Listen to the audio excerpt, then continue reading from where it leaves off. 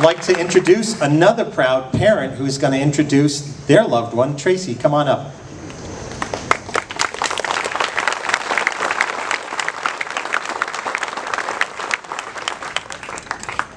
Good evening, everyone. My name is Keri Crossley. This is my wife, Debbie. And I have the pleasure of introducing our next speaker. In the fall of 2014, my 17-year-old daughter came to my wife and I, and paraphrasing, "Things aren't going good right now. I think I need some help." Wow, this was just a courageous act. I must admit that fear immediately followed. I watched a flood of precious childhood memories just race through my mind. Now, all these years later, this young woman continues to demonstrate incredible strength, resilience, tenacity, empathy, and kindness. I love her so much. She is truly amazing. It's now my honor to introduce my daughter, Keri.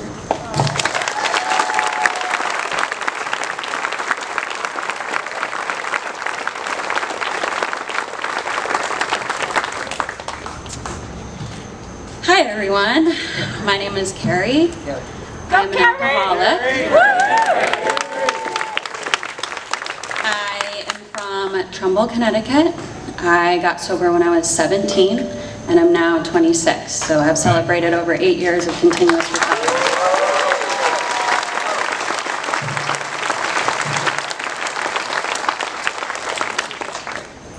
I have never had a legal drink.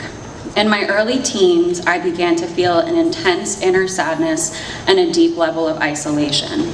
I had no desire to continue living. To self-medicate my pain away, I turned to drugs and alcohol.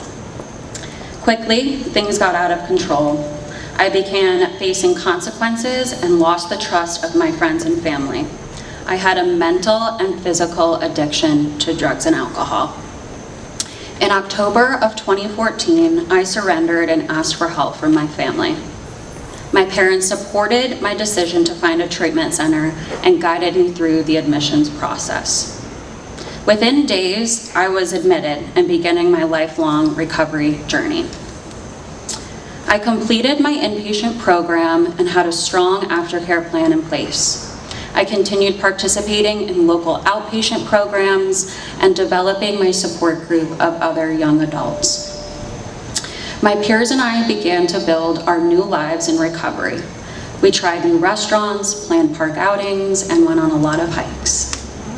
Together, we created a community of young adults all sharing the goal of sobriety.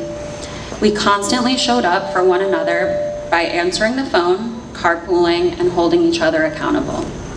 This group lifted me up when I needed it and continued to push me to be my most honest and authentic self.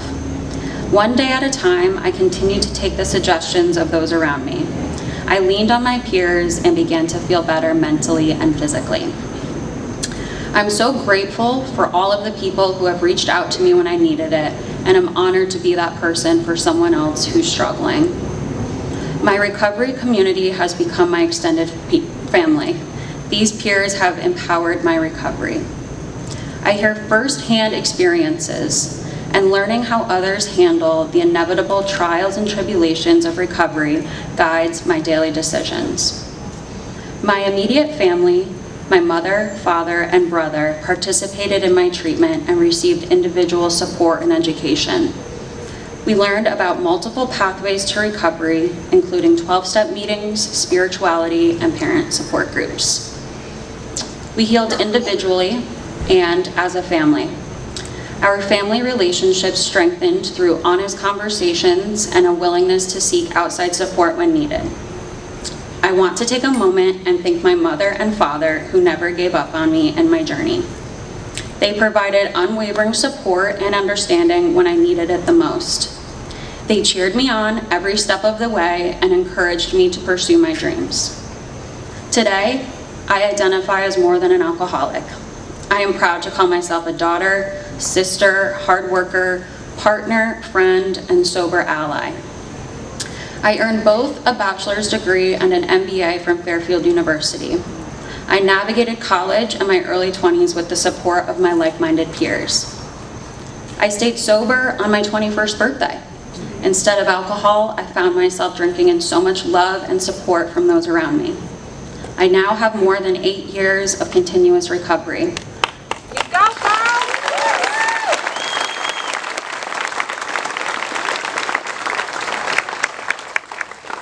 I will always encounter challenges and sadness on my journey, but that is life.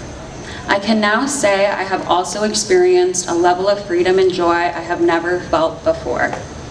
Success in recovery is because of one thing: learning that continuous recovery takes continuous work. Entering treatment was the first time I admitted my powerlessness over alcohol. I realized I am a person with the disease of addiction who has an abnormal reaction when I put a drink in my body. By listening to others who had an air of peace and happiness, I began to feel better slowly but surely. Years later, I now work at Canaan Treatment Centers, the organization I believe saved my life.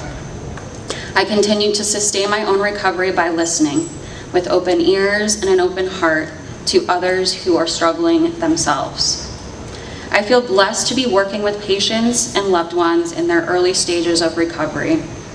I realize I can be uniquely useful to others by sharing my experience, strength, and hope. I encourage people seeking recovery, people in recovery, family members, and allies to continue this conversation after tonight. These conversations can be difficult, but they can also lead to healing. Continue to utilize resources and reach out to others. Recovery is real and recovery is possible. Yeah!